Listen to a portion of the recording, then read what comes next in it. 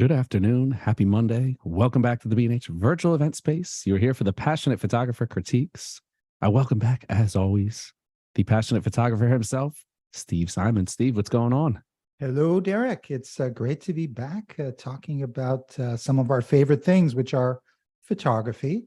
I also include, chocolate cheesecake and some family members in that, but photography is right at the top. I know it's the top of your charts too. It is family as well. Strawberry cheesecake. Strawberry Oh, cheesecake works for me, but cheesecake nonetheless. But yeah, I don't have any cheesecake here. I don't have any family here. So all we have left is what's on the screen. great, great. Yeah, let's just jump right in. I missed you last time, but great to have you back, and it's great to have everybody back here for the Passionate Critique, where we can talk about photographs in a way that inspires us and hopefully will make us better, inspires us to go out. It's a nice day today, and make some new 5-star images for our portfolio. So as I often do when the submissions come in, I kind of put them together in a little bit of a theme. And let me just throw them up here now. The initial theme that I saw here was color, of course, specifically the color red. You can kind of see it, particularly in the first few images, how red is this sort of dominant color in the photographs that we're about to, begin the critique session with. I love color. I love black and white.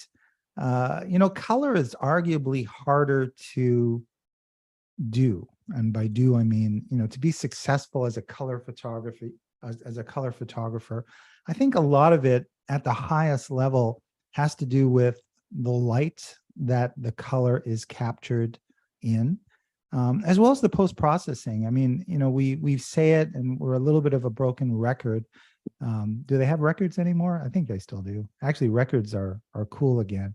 They've come back, yeah. Yeah. I think that, the idea of post-processing has become more and more important because we see what we can do to bring out the very best in the work that we have.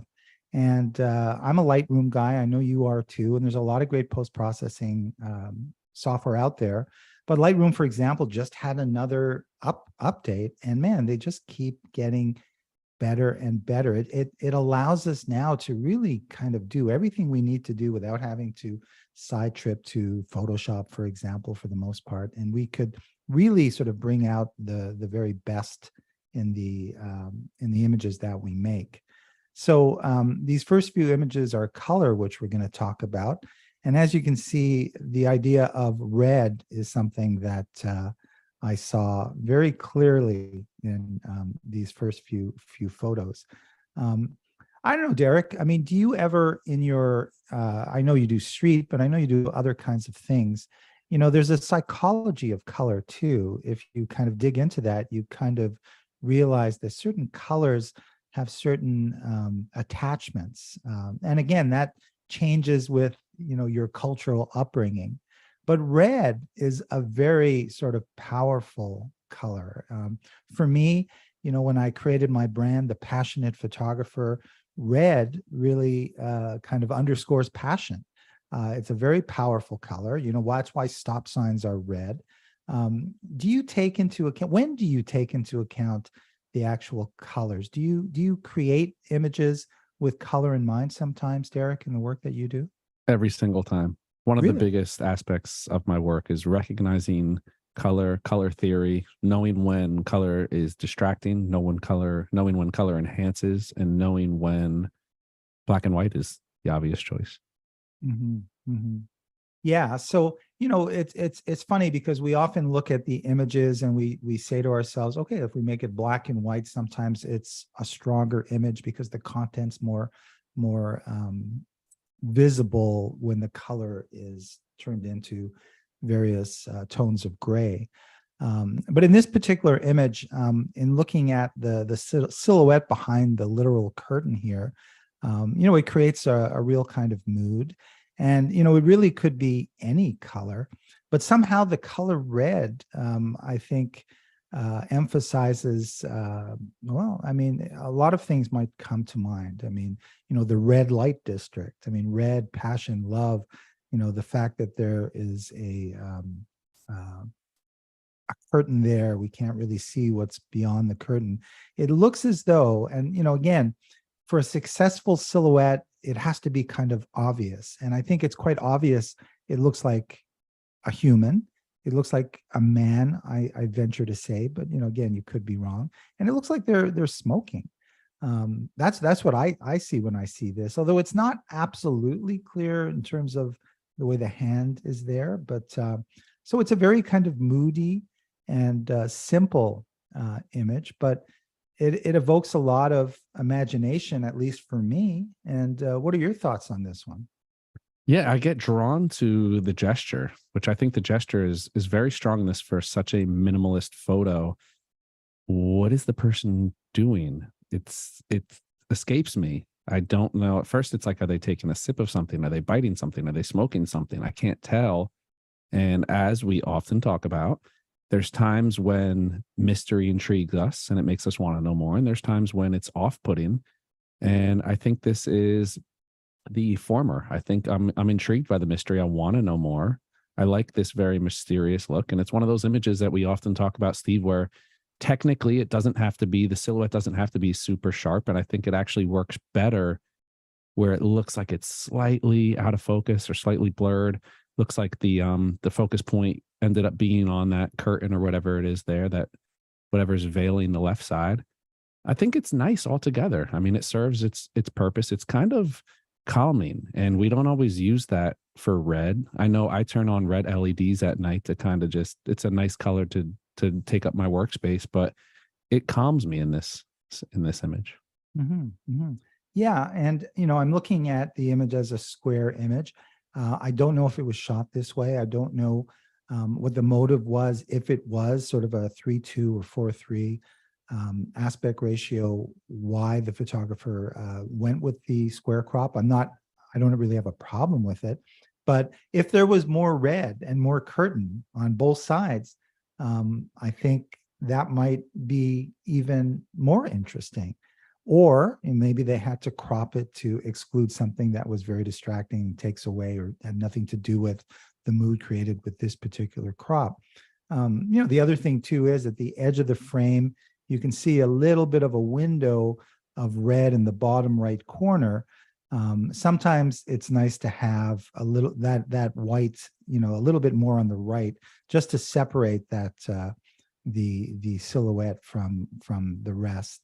Again, these are little things that I notice. They're not at all deal breakers, but I bring it forward because if the photographer's watching and may have more to work with in the original raw image or whatever it was, may want to sort of see if there's a slightly altered and even stronger crop that can be achieved with this image.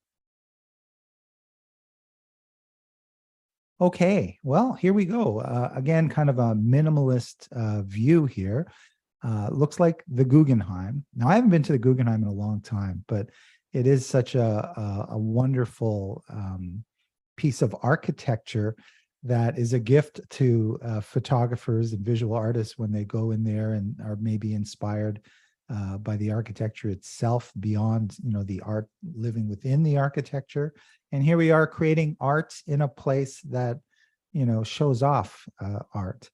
And what I like about this image, of course, is its simplicity, but I also like the fact that, the color red, again, is such a strong one in terms of the visual weight, how red, more than maybe many colors, draws your eye even faster to it.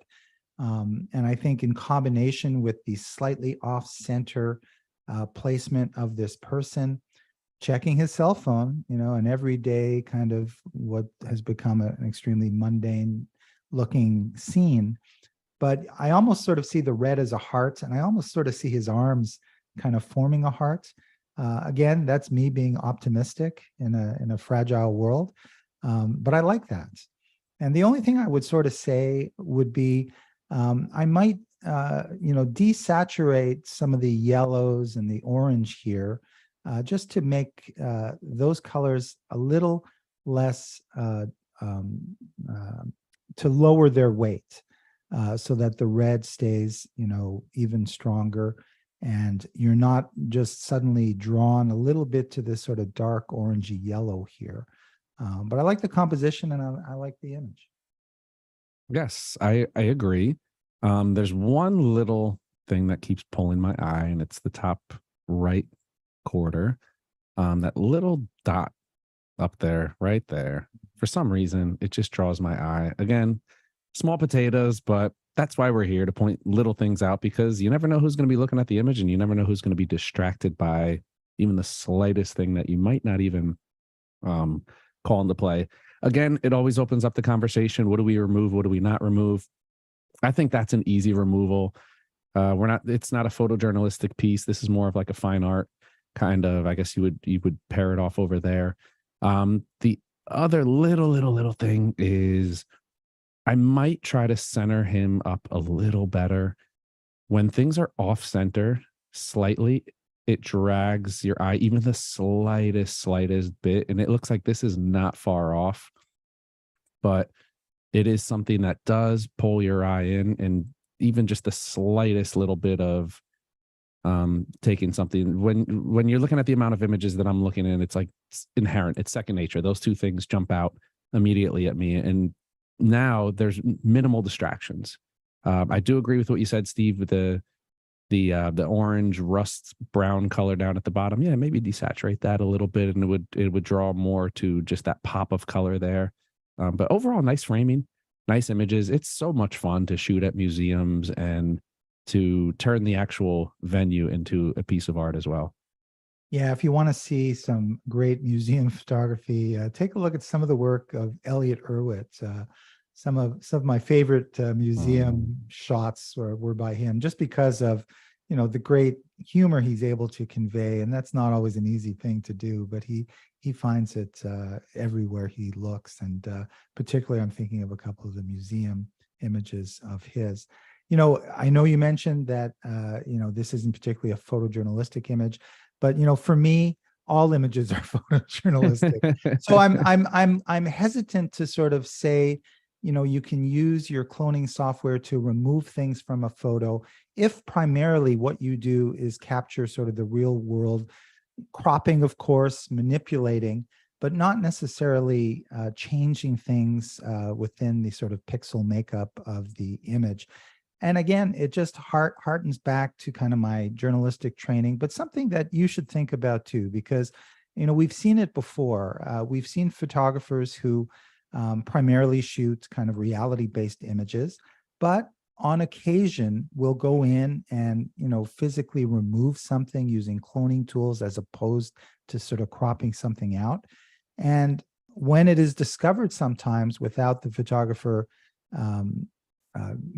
saying that that's what they do, it creates some controversy. It puts into doubt all the 98% of images that you never did anything to. So I think in many ways, there are ways to de-emphasize certain things without necessarily removing them. And that's where I would sort of be on the side of, that's what I would kind of recommend. If you have a one-off or you're making a print that's going to be sold or put in a specific place, I mean, you can revisit the whole idea. But it's kind of easy to have an ethical sort of situation where, this is what I do and this is what I don't do. And, and here are my exceptions if there are. So I'll just throw that in. Great point. All right, let's move on. All right. Okay. So this image, again, a very kind of moody image. And, it's interesting because I'm often, we are often kind of, sitting on our comfortable, I think Derek's on a big lazy boy with a cup holder, but we're sitting in a comfortable chair and we're sort of, pointing at all the little sort of negative things or things that could be improved, which is kind of what we want to do. We want to get that conversation out there. But this one's kind of interesting to me because my first thought was, the pink boot that's in highlight there, you can see it's kind of crossed over a little bit. There's a dark area just at the tip of it here. And in some ways, normally I would like to see that whole pink boot in its glory without being interrupted by whatever the side of the wall is or whatever. But somehow that doesn't really bother me this time, because this area here to me is sort of primary. It's very sort of a graceful look, and it's not really kind of an issue. And I bring it up because maybe it is for Derek. I don't know, but it's a pretty simple image, and again, it's kind of very evocative. Yeah, I agree. It's like with hands and limbs when they're out of the frame or they're cut off. Sometimes it's a bother if it distracts you. I go just on instinct. If it pulls my eye there and I immediately am something's off and I'm not able to enjoy the image because I keep focusing on that, then it's something where I'd be like, okay, I don't like it cut off. But here it doesn't bother me either. Um, I think on the processing, that almost like pinkish sepia toned glow of the image, I think it pulls away from the power of the color of the boots. I think the boots would jump out more if this were underexposed and that red really popped, or the the pink or whatever it was. I want to see that pop more contrast on that against the background. And I think that general overall pinkish hue to the midtones in this draw away from that. I don't know. Am I Yeah, no, splitting listen, hairs? I'm hearing you. Again, it's another image where let me just see if I can bring it up. Another image here where it's kind of not the aspect ratio is a little bit different, but these images kind of work together. I'm starting to sort of see a little bit of a story that is starting to unfold. I don't know if this is the same photographer, but we were talking actually before we went on just how images together can take on this new and powerful life. And again, we're looking at each image individually, but what really becomes for me a whole new world and an exciting one is to make strong images and then see what you can do with them. If you're going to be doing, a show of images, be it in your living room or in a gallery, or you're creating a book, or even a diptych sometimes to help, tell a story. I think both these images are connected in some way and in a mysterious way. Obviously, in terms of sort of light and shadow, they're somewhat similar, but also too in the subject matter. And I mentioned the square formats for the one on the right, but together with another square, it's fine. And the one on the left, I don't really feel the same way as I did with the first one in terms of wanting to see it a little bit more full aspect ratio. But it's interesting, and you're right. It's worth talking about. Could we desaturate a little bit of this color here to sort of highlight the boot even more? Maybe that would be good. It's worth exploring, no question. Aha! So here we have selective color. And, we've seen over time, Derek, a lot of selective color images. And oftentimes, I have to admit, I'm not much of a fan of the process, because I think sometimes it is chosen as a bit of a crutch to kind of, create something that just isn't there. So you're using it as a way to maybe, salvage something or to make something that isn't quite as strong, a little bit stronger, but it doesn't really work all that well.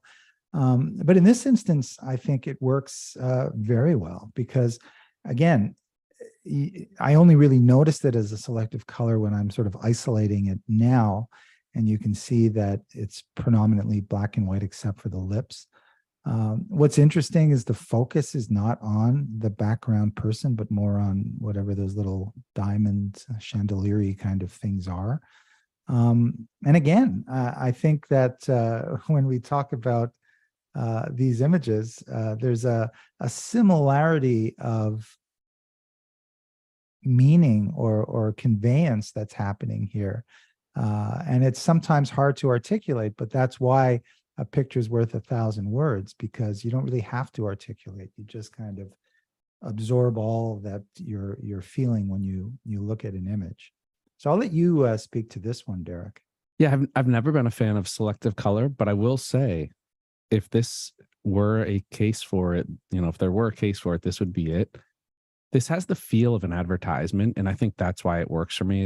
Is in my personal work, in photography as art, I don't always prefer selective color, and I think that a lot of it is because a lot of the selective color we see isn't done correctly, or it doesn't, not correctly, but it isn't done in a way that lends to the art. It doesn't make it look better. It doesn't enhance it. This, I think, works.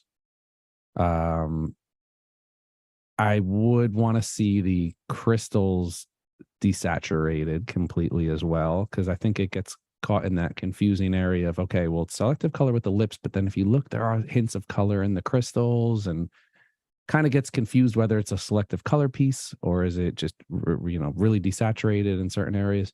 But I like the image overall. I think it's framed very nicely. It's mysterious. Execution, it lands. I mean, I look at it and I instantly see, like, this could be like a Swarovski crystal advertisement, and anything that jumps out to me that looks like an advertisement is usually pretty well done. Yeah, and sort of scrutinizing it a little more and looking at it, yeah, I'm kind of thinking, well, I wonder if it's, excuse me, some sort of store display that's kind of really interestingly lit, or did the photographer actually, photograph that woman in the background? Who knows? And it doesn't even matter in the end. But what matters is, whether the picture works. I think it gets a little sloppy in the sort of left corner here, because these little diamonds tend to squish together a little bit, and the crop is a little bit severe in terms of what's being cut out here. But again, I'm being very kind of picky, but that's what we do here in the Passionate Critique. But overall, a really interesting image that feels, again, like you mentioned, like some sort of an advertisement. With all these square images, I wonder, I forget what the maximum is people can put in to submit, but keep submitting. Here we have another one. And this one looks like it's a kind of a posed scenario. I don't think the photographer just happened upon, I mean, it feels a little bit posed in that way. I mean, if you're sort of, driving by and you see this, whatever that thing is, wherever it may be, and you see these two humans, one with a red guitar, another woman, dressed to the nines, although the musician looks pretty well dressed. I think, again, it's more of a kind of commercial, either album cover. It feels maybe a little bit almost too posed. Again, I'm being really sort of bastardly picky when it comes to it. It probably is a posed shot, and it feels maybe a little bit like that, just because they're both kind of looking in the same direction. Okay, both of you look to the right. Maybe we know too much as a photographer, kind of that's what we do. I think it works. I think it works probably for the mission that it was created for, whether it's, for a magazine or, a music, whatever, or a fashion piece. I think it probably works really well. I think the color really works with the red guitar, the red dress, and the red shelter thing in the environment, with all the sort of, and the contrast between the two humans and they're kind of soft and well put together, and the shelter with the graffiti and the peeling paint. I think it's good. Yeah, I agree. And I echo your sentiment on the overly posed stuff. I think there would have been an opportunity to do a really cool, natural vibe to this. Gives me LA vibes, and I think you could have worked it in. But again, we don't know the purpose. We don't know what was going on behind it. I don't know. I would have liked to see them more interaction between them. I think both of them standing there looking off in the direction begs the question, what are they looking at? Why are they looking in that direction? Are they waiting for the bus or what? It seems like when we come across an image and it's clear that it's a candid moment and you just had to snap it in the street, you can get away with, okay, I just saw the moment, I had to take it. But when you have work that is clearly posed or staged, or it's a photo shoot, you have no excuse not to tell a story or to drive home what the purpose of the image is. And I think that should always be pretty clear, especially, like we said, it's set up. So you have the onus is on the photographer to tell the story and to at least don't leave us hanging. In street photography, oftentimes you're left hanging. You don't know the story because the photographer just is there for that moment. But here, it's a commercial, it's an editorial. I want to know what the story is. What are they looking at? Yeah, I mean, that's pretty much what that's my main, I think, gripe with it. I like the colors. Obviously they're styled nicely, it's framed nicely, but yeah, I just want to know, what are they looking at? Why aren't they interacting? Yeah, What's and the story? one of the things that I think we're all guilty of, chances are, if this was a shoot and it looks like it was a pretty high end, in the sense that these guys are they look like they fit the parts. I mean, that guy looks like a musician and she looks like a model, and chances are, when we talk about contrived, the idea is maybe there's another frame within. I know why you may have liked or picked this one, but maybe there's another one that just feels a little bit more natural. And maybe, this is the one that works with, the campaign, the magazine, the poster, whatever it might be. It just does work. But in a way, Derek and I are sort of speaking to even a higher calling, because we're looking at images on their own, not as a commercial piece, but as just an image that everyone's going to see and going to relate to. And what's going on with it, what's working and what isn't. And I think the very best images, regardless of the genre, whether they're created for an ad, or they're a landscape, or a macro, or a street photo, or a portrait, the common denominator is they're just strong, and there aren't really any issues that you can point to that we're often pointing to. And, that's kind of the North Star. That's where we're always looking. Mostly we don't get there. But if we keep shooting, as often as we can, eventually we're going to have a set of pictures that represent us that are going to be, very strong. And it just gets better. I mean, the more you shoot, the more you want to learn, it gets better. I mean, I know, Derek, you're always pushing, you're trying, you're learning, right? I mean, you want to, you can do what you do, but you don't want to just do the same thing over and over again. You want to keep moving forward. Yes, definitely. If you're not, I think you get bored too. There's very few people who stay doing the same thing for an entire career, and they make, they're known for it. They stay with it. There's a lot of progression, and we talk about it all the time, about how life mirrors photography and photography mirrors our life. So as we change as people, we're interested in different things. We are exposed to different things. We learn more. We progress in our art, and you elevate yourself. Mm-hmm. Mm-hmm. Okay, so let's move this one over here. I guess we'll call this the red shoes, and it's kind of nice. I like the top part, the very Saul Leiter like condensation. I don't know if that's a bus shelter kind of thing. I love what's going on in here. You can see very kind of clearly the outline, and the photographer is very careful to just kind of expose the shoes. So it really is, the more I look, I think the thing that bothered me just a little was a little bit of the color treatment. I thought that maybe, let me just see what happens if I kind of autoize it, or if I don't want to do that. But if I can just sort of, I don't know, desaturate certain areas a little bit and, play with the color, I think it could be even stronger. very moody, very simple.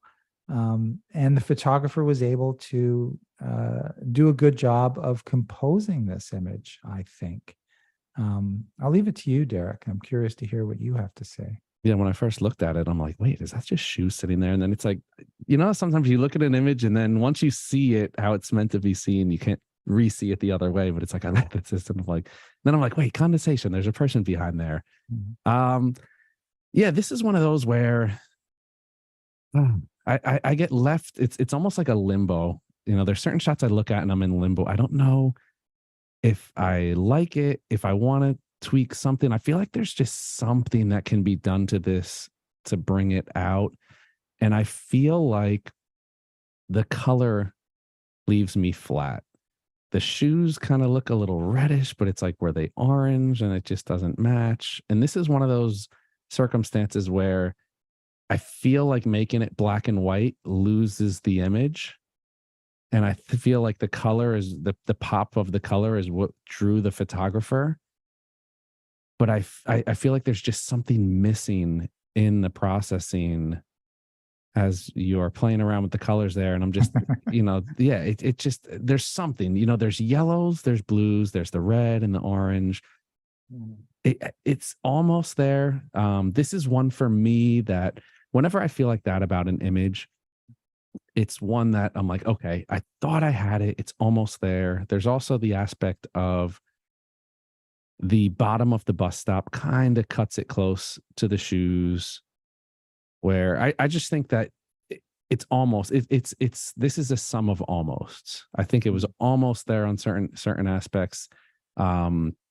If it were fully cloudy, you have like the condensation kind of has like a drip to it. It's like a dirty look to the bus shelter. It looks like maybe there was like a poster or something up there that got scraped off or torn down. Yeah, this leaves me, if I'm uninspired or I have too many questions or I can't go either way, it's not that it's a bad shot. I feel like it's just almost there in a couple different regards. Yeah, it's I like it. I mean, overall, I like it. It's very simple, moody. I can't really see the guy, but I can tell he's kind of either looking at his phone or reading. And I thought, the photographer did well to kind of keep it simple at the bottom there. Yeah, it's I like it. And again, I want to see it in the context of other images as well, because sometimes an image on its own, it's great, but then you pair it with something and okay, it works even stronger.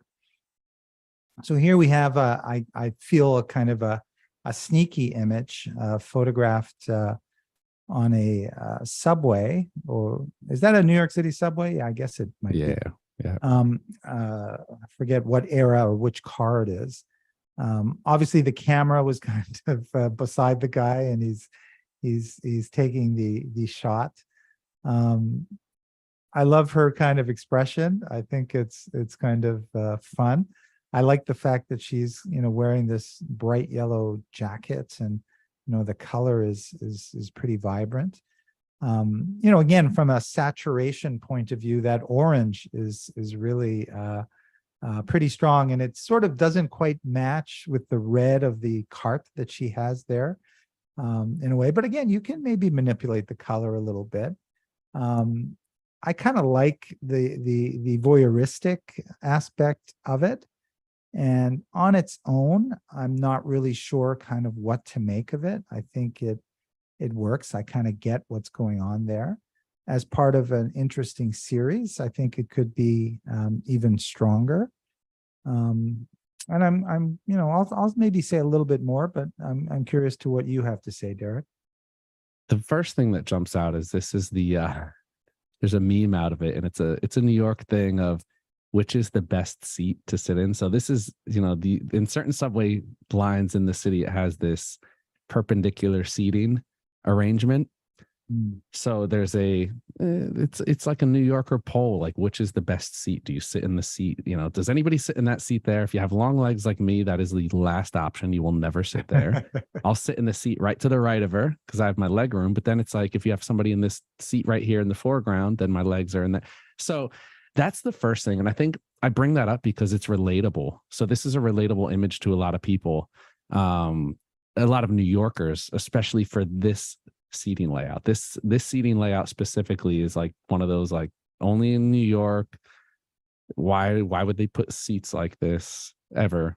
But I digress. Yeah, let's talk a little about the idea of shooting in a subway or a metro on a bus. Yeah, I'm not I used to do it more.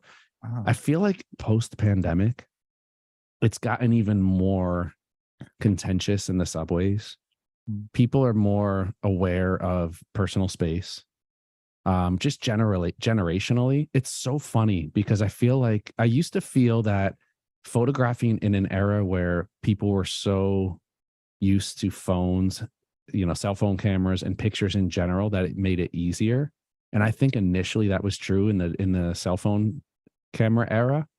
I feel like it's gone in the opposite direction now, where back in the 80s, in the 90s, people didn't have their images splashed all over. You didn't have to worry about your image going up on the internet. And you have accounts now where it's like people are taking pictures of random people on the subway and it's getting posted to an account with huge amount of followers and viewers, and they're making fun of the picture and they're clowning it and they're doing this and they're doing that. And I feel like there's so much of that people are so weary of images being taken of them, especially on the subway. You're in a confined space.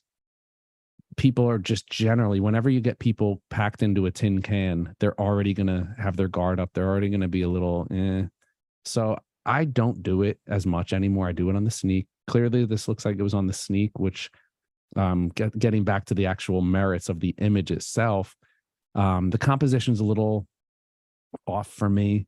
It doesn't really, I feel like the chair in the foreground takes up a lot of real estate. But then you have the bag cut off, the little hand cart cut off. I do like the expression. I like the color of the jacket, but then you have that blue glow on the window and on the side of her face there that throw it off. So again, I'm going to file this under almost. I like her expression. Her expression is the one thing that saves it, and really just the recognizable nature of where this image was taken and that. But it's a tough place to photograph on the New York subway, especially nowadays. And there, such a history of, photographers doing bodies of work on the subway, from Bruce Davidson to like Walker Evans. And there are others that I've seen. It's not an easy thing to do, right? For the reasons that you say. It's a lot easier to talk yourself out of taking these kinds of pictures because that maybe, you wouldn't maybe want it yourself. But at the same time, it is capturing life, it's capturing history, it's capturing an aspect of life, that's interesting, that we can all relate to. But the idea of, would this woman, in discovering this image of her, feel, oh, this is fantastic? Or would she say, oh, wait a second, maybe it's not the most flattering just because of the angle that it's taken at, etc., or I don't like the way I'm looking, etc. Again, it's a complicated scenario, and street photographers have always had to deal with that. But I still say, let's err on the side of taking the image, generally speaking, and then decide whether or not you're going to use it, where it fits with, your body of work. Does it make sense? I mean, what you mentioned, I don't really look too much or too closely, but, photographers taking these images and then sort of, bad mouthing these subjects in the pictures. I mean, that's not a good thing. And that just makes it a lot more difficult for all of us who kind of do this. I oftentimes will, use my camera, my flip up screen, and my sort of silent shutter. And in some ways, it's gotten a lot easier to do these kinds of images on the sly, for sure. But your lens is still pointing in the direction, and people are not stupid, so they kind of generally know kind of what's going on when it comes to that. All right, let's move on here as my microphone is losing place. So this photographer included these two images, and I thought we would maybe take a look at them in the context of, is there one, or can they potentially even be a diptych, and will that kind of tell the story? And my first thinking is, in some ways, obviously very different images. These beautiful young women are dressed in looks like they're some sort of a troupe, be it music or whatever, I don't know, or dancing, because they're all kind of in a similar costume. And the picture on the left is one that we see a lot, people taking selfies of themselves, and it's kind of nice. The picture on the right, it's kind of interesting in terms of, this one here who wasn't in the original one is sort of off to the side. But I think in some ways, the diptych has to, in two pictures, give you two strong and different kind of communications. And that's why the diptych, the most sort of famous and most powerful diptych, is the before and after, right? Oh, are you okay, Derek? Yes. You can still hear me? Lost my microphone. But yeah, the before and after. What a dramatic thing to see, weight loss, I lost 150 pounds before and after, or sort of, 10 years difference. Or photography is very sort of powerful in maybe the ultimate diptych, if you will, in showing the sort of before and after, or sort of two different time periods. In this instance, I think that the two images are different, but I think you kind of have to choose one. And I don't know. I think that my first reaction was to choose the one on the left because it's very kind of positive. We've seen it before, but they're beautiful. They're wearing the same kind of outfit. Although arguably the picture on the right is a little more interesting in terms of the interplay of what's going on. Although this woman behind, she's smiling here with her great braces, and it's not a very flattering, her eyes closed there. So that's what I would have to say about, the diptych idea. And I do see a lot of photographers try and do the diptych triptych when really there's not enough in the two together, the three together, to really make it work. So you got to end up choosing the strongest one. Yeah, I like this as a diptych. Obviously, I'm going to point out the obvious, the aspect ratio. If you're submitting two images and they're like this, a before and after, you're going to want them just to have the same aspect ratio, just for cohesion. I like this idea, and I think it's actually an interesting concept there to photograph people before or while they're taking a selfie, and then while they're looking at it. As we see here, I never would have thought of it before, but I think it is a cool dynamic to see the reactions to the image. The girl to the right of the girl holding the phone, it's just interesting how you have someone that's in the second frame, but not in the first frame.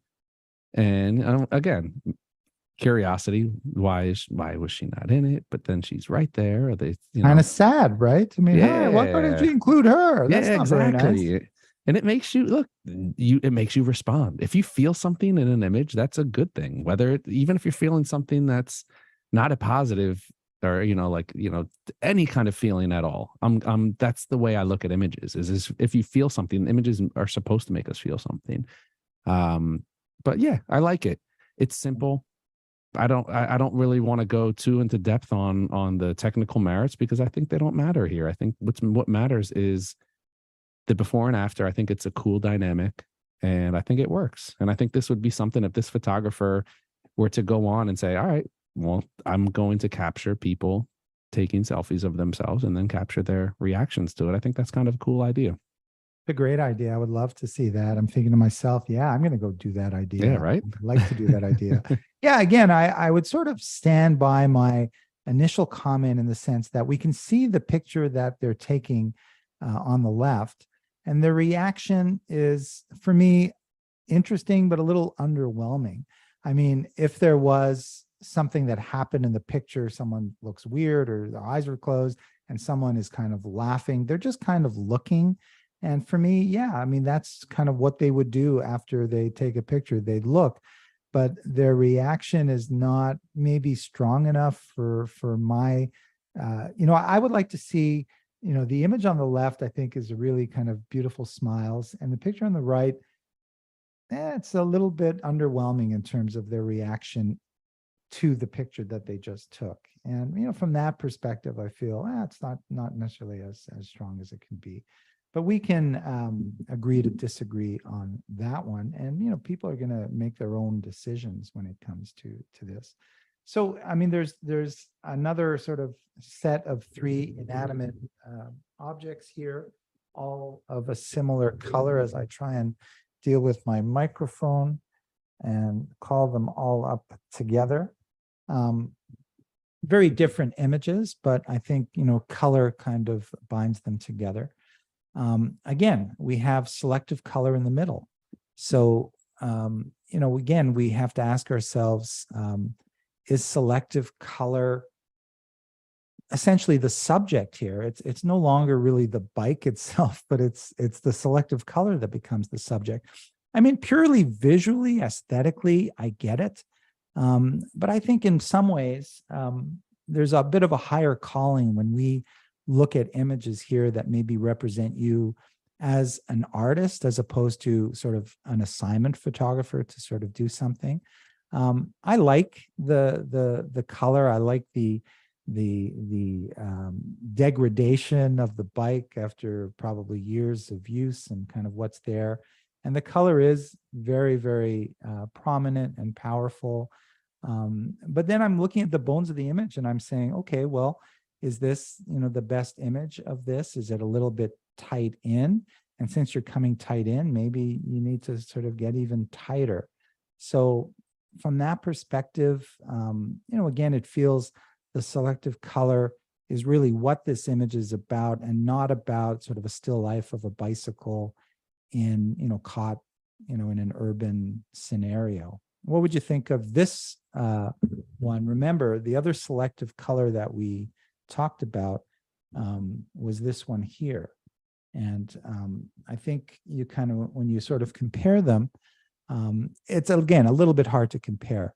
But the bicycle one, it's pretty obvious, color, the color of the bike and everything else is in black and white. They included the bell. They didn't include anything that was pink, I guess they left in. Yeah, I don't think it works as well here. I'll echo your sentiments on the framing of it. It's kind of in like an in-between land where I would rather have them step 10 feet back and take a picture of the bike in its environment, or get a little more in on the detail. I don't think the selective color sells the image. I want to see what the colors are. It looks like there's some Belgian block on the frame, and just looking at the bike, I want to see what I have at my disposal color wise and see what the whole frame is like, because there's an opportunity to make a more interesting composition there that the pink jumps out of. So yeah, selective color, again, not a huge fan of it, and it has to be the right circumstance. This, I think if the pink is the star, there's a better way to make the pink stand out. I think selective color can be used as a bailout to draw attention to a color that really jumps out, but I don't think it accomplishes that. And here again, flower photography, it's a genre unto its own. And I know that probably a lot of viewers, I know there are many sort of specialist photographers that do this. There's a long history of great photographers that have done beautiful still lives of flowers, both in color and surprisingly black and white can be very beautiful as well. So, and again, we may not be experts in this particular area of photography, but we can look at the commonalities that make successful photographs work well. And I think in some ways, with this particular image, the selective focus of sort of focusing kind of on the front one more than anything. And again, there's not enough. Oh yeah, there's maybe enough here to sort of see what's going on here. So you can see this sort of front flowers in focus, and then it starts to fade a little bit in the second one, and then obviously goes really out of focus in the third. But what's interesting here is from a compositional standpoint, the way the image is composed, I still feel that this middle flower is kind of highlight in terms of where your eye wants to go first. And because you can't sort of because you can't overpower the attraction of this area within the frame, the fact that this part's in focus maybe wasn't the best decision. Perhaps having this one in focus, having this one out and that one out is a better way to go. Or there might be a better angle to sort of come up from below a little bit and see this one a little bit higher in the frame from a compositional standpoint. And then, of course, obviously, we're not privy to the whole photo, but, there are areas of the image here that there's no detail. The highlights are kind of overdone. So I'm assuming maybe it's just, the copy of it, but hopefully there's detail there as well, because the contrast is maybe a little bit too great for my liking on that. So that's my initial reaction. Derek, what are your thoughts? Yeah, I'll seize on that last part in the post-processing. I think you knocked everything else out of the park. I agree with you on all the stuff with the focus and the composition. But yeah, the post-processing, flowers are delicate. And I think that when you try to make an image jump out in processing, it shows, rather than making the image just stand out with the lighting or in how you create the image. It looks like this was really crushed in post-processing. The black level was pulled down to isolate the flowers. It looks like, to me, it doesn't look like it was just shot on a black backdrop with selective lighting. It looks like the levels were tweaked, and you see that really crunchy contrast. The brightness that you pointed out, Steve, the hot spots, I think spot on. It draws your eye there. I just want to see more of a natural, especially these types of flowers and the colors, more of a delicate, it's that delicate aspect of the flower, and see the texture of the flower. And when you have too much contrast and too much clarity, it works against the natural, delicate nature of a flower. Yeah, just from a technical standpoint, it reminds me a little bit of, checking the histogram, only because I don't think this is a case of it. But, when you look at the histogram, and now many cameras will give you the live histogram even before you take it, you're looking at, even if you're shooting raw, you're looking at a JPEG histogram, which means that there's actually more information there. So if the highlights are blinking, chances are in that raw file, you'll be able to recover those blinking highlights. They're not as overexposed as the camera's warning you that they are. But there's also the color histograms. And, most people don't really look at them. But what's interesting about the color histograms, particularly the red channel, and this is kind of a reddish flower, you could, when you look at a histogram, you're looking at the averaging of the 3 color channels. But there's a possibility that the red channel itself can be overexposing to the point where there's no detail. And usually the color balance is off, and you'll sort of get a sense of that. But if the red channel is being clipped, if you will, and there's no detail there, the only way to really fix it is to either underexpose or provide some supplementary light. So if you're the kind of photographer that deals with kind of red flowers in your photography, you might want to take a look at your color channel histograms and make sure that red channel in particular is not clipping. Okay. And again, here we have sort of a still life shot of what looks like, some sort of display, be it retail or otherwise. And, I think it is what it is. It's an interesting looking mannequin with those fish in the background. I think it's well composed. The cropping is always a little bit difficult when you're dealing with the human body. Do you crop at the knees or at the joints? There's no necessarily standard way to do it, although oftentimes right at the joints is not really always the best way to go. But this image, captures something that the photographer wanted to share with the people that would see this image. And I think it's kind of interesting. It's more of kind of a record of something. It's more of kind of a scrapbook kind of image from my point of view, unless it's adding to a body of work that's sort of making a statement about something. The light isn't particularly interesting. I think you could maybe enhance it a little more, but it'll always be what this is. And that is sort of a record of something interesting that the photographer wants to to share with someone. Yeah, when you're taking an image like this, for me, I think you hit the nail on the head on that last part, Steve. It's if this were a documentation of how mannequins have changed over the years, or documentation of different types of mannequins, I think this fits in. But as an image itself, I look at it as, yes, it's an interesting looking mannequin, but unless the job of the photographer is to create an interesting composition of, with incorporating the mannequin and not just of the mannequin. I think when you look at like Erwitt's museum images, it's not just, he's not just taking pictures of the art. He's making his own art out of what he's been given. And I think that's the key thing for me is, if you had a lady standing in front of it staring at the camera that just happened to look exactly like the mannequin and had the same glasses and same hair, that makes it the photographers. But taking a picture of just the mannequin makes it the work of whoever designed the mannequin, if that makes sense. Yeah, fair enough. And, again, when you mentioned the Erwitt Museum picture, probably one of my favorites is, and I'll just describe it, and maybe you know this image, Derek, but there's this beautiful work of art, this painting with this gentleman in 18th century garb, and he's kind of got a serious expression, kind of looking out of the painting at the people in the museum.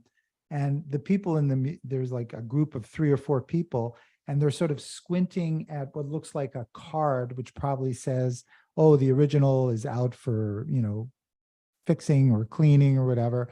But what makes the image funny is you've got this beautiful piece of art, and instead people are looking at this sort of, blank little cardboard paper. And then the painting itself, it looks like they're reacting like, hey, look at me, don't look at that. And, that's where the humor is, and there's something going on there.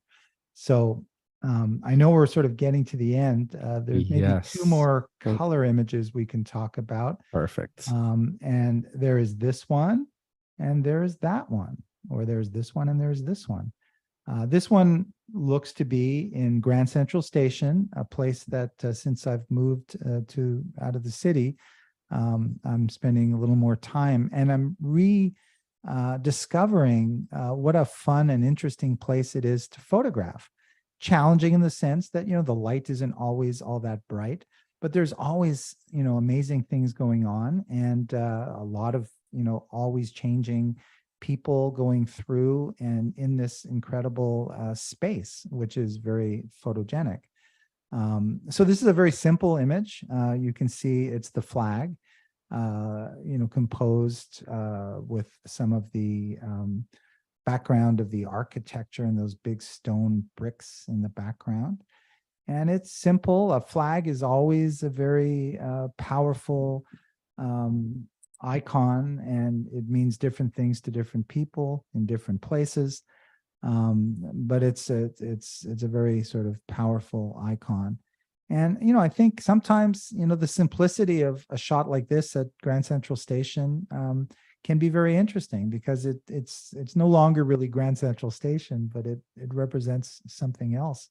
I like the placement of the flag. The angle's a little bit obtuse in the sense that it's not sort of straight on, but it kind of works with the shadow of the architecture and the lines of the columns that are coming down.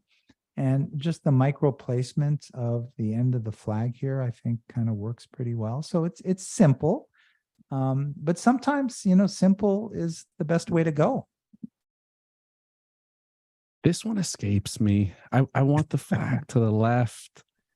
Yeah. I want to pull out my perspective skew tool and align it. I want to bring the color temperature down. I see the shadow, those diagonal shadows on the right side that are cutting. I mean, they're present all throughout, but it makes me want to pull out my curves tool and really go to town and bring some contrast to add some intrigue to those shapes. When you have too much depth and too much dynamic range in your shadows, you take out contrast, and contrast is what really drives home a lot of images and makes them interesting. It's not light, it's the relationship of light. It's the relationship between shadows and highlights and midtones that makes an image interesting. And I think when you're going to show an image that is heavily based on shapes, you want contrast. You don't want the shapes to kind of blend in. You want to differentiate and create levels to the image. I keep, and I look at it, and if you're gonna center, you gotta center.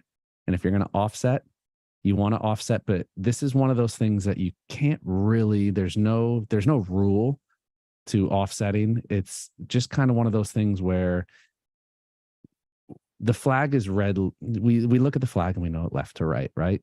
We read left to right, top to bottom. I want to see this flag on the left side. It just goes in line with how you look at a flag. And it's similar to when you have someone leaving a frame. You don't want to put them near, if someone's walking to the right, you don't want to put them near the right edge of the frame. You don't want it to look like they're walking right out of the frame. So for me, compositionally, I think there's a lot more that could have been done to work the scene and find maybe a better angle. It's an image of a flag in the architecture.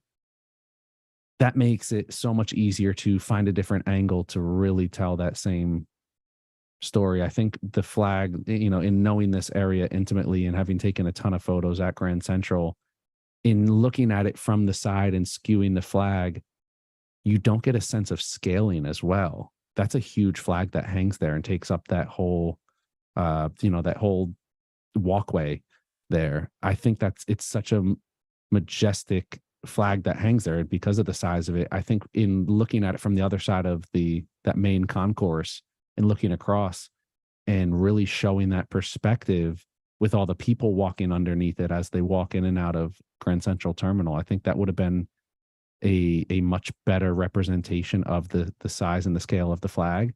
But yeah, given how it is, I think it just leaves so much on the table for me. And again, I'm always going to go a little harder on images that are in my backyard that I've taken myself and that I've seen the angle and taken thousands and thousands of bad pictures there to try to work and find what the best image is.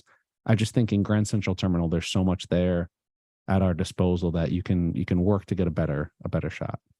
All points extremely well taken. And we'll end on this. I know we're going a little bit over, but this kind of, I don't know, is that the Apple store somewhere? I don't know what. Oh, I wonder if, I don't know what it is exactly. It looks like, there's a mini, what is that thing in Chicago, that reflecting sort of egg? There's a mini one. The beam. Yeah, the beam. There's a mini beam in Tribeca now. Yes. The same artist, which is always fun. I love reflections. I think this one is really kind of nicely done. You have the added feature of, the different colors that are coming out of it.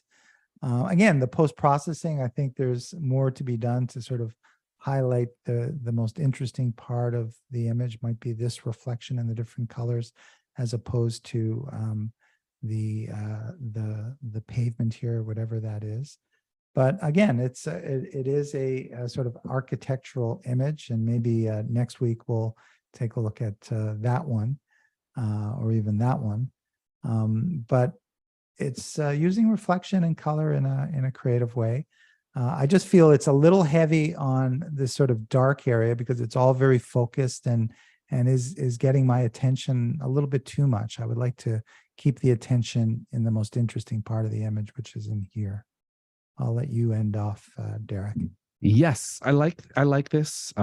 It's not a composition I would normally take or an image I would take. And I think that makes it interesting for me. And I love seeing the world in a new way. And I think the contrast is what it needs for me. In that color area, it just looks flat, especially as you see the top of the building where it meets the sky. I think that's a great opportunity to bring some contrast in and a little bit of vibrancy to pop. I see you playing around with switching it. I like doing that as well. Sometimes it's the way you first see it isn't the way that it looks best, and you'll play around with flipping it. Yeah, I think the one thing to pay attention to in an image like this is focus point. Whenever you're shooting into a reflection, you have to be super clear on what's in focus, what's not.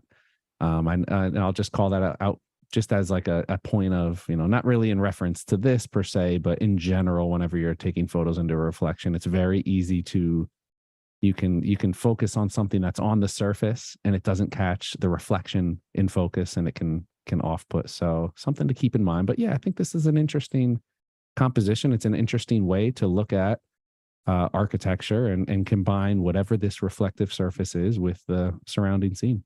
Yeah, with autofocus, one thing I really like is the manual override with focus peaking, because it's something that comes up oftentimes when you're shooting reflections or you're shooting through stuff, where as great as your autofocus camera is, it just won't not focus on what you want it to focus on. So by overriding and focusing on the reflection itself as opposed to the surface of the reflection, sometimes that's really the key to the success of the image.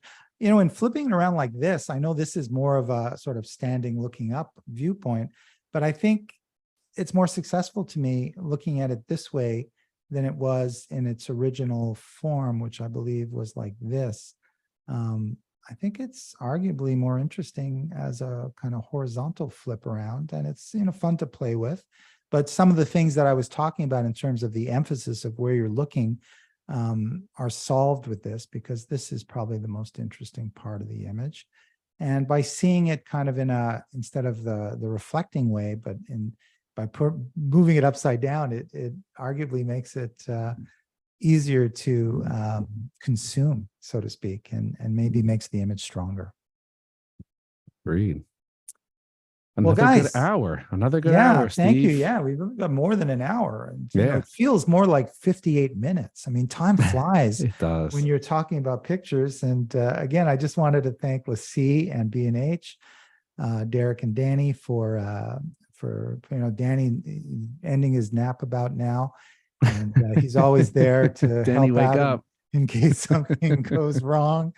But I wanted to thank LaCie and mention to anybody, next in a couple of weeks, Derek, I'm heading to Tokyo. We're doing our photo book workshop where in 1 week, we create a set of pictures, and we have a book designer, a very well-known Japanese book designer, who helps us put together the images. And we do it a little more old school, Derek. We make prints every night of the work prints, and we move the physical prints together because we talk about sequencing, even though it's very easy to do in Lightroom and electronically. I still think, and I don't think it's because of age, to have those physical images and move them around is really, in my experience, the best way to sort of see how pictures are going to work together, especially if ultimately they're going to be in printed form as a book or an exhibition and so on. So that's in Tokyo. We have one spot that's available. We're going anyway. It's limited to 5 people, but we had one guy drop out. So if anyone's interested, it's a kind of once in a lifetime experience. It's expensive, but we'll make it worth your while. Photoeducate.com. That's where you'll find it. There you go. Photoeducate.com. Definitely check that out. I want to double down in thanking LaCie for sponsoring this wonderful series. Steve, I love doing this with you. So, it's always good to have you on. It is great to just look at images and really break them down, and it makes us all better, as we do always say. But that's it. We've come to the end of the road for now. We'll see you guys next time on another edition of the Passionate Photographer Critiques. That's all we got for you today. Not today, for night now. We'll see you again in about an hour. A little less than that. I'm lying. But that's it. We'll let Steve go. Huge thank you to all of our viewers and to everybody who did submit their images. Alas, another round of the B&H virtual event space in the books. Catch y'all next time. Bye, guys.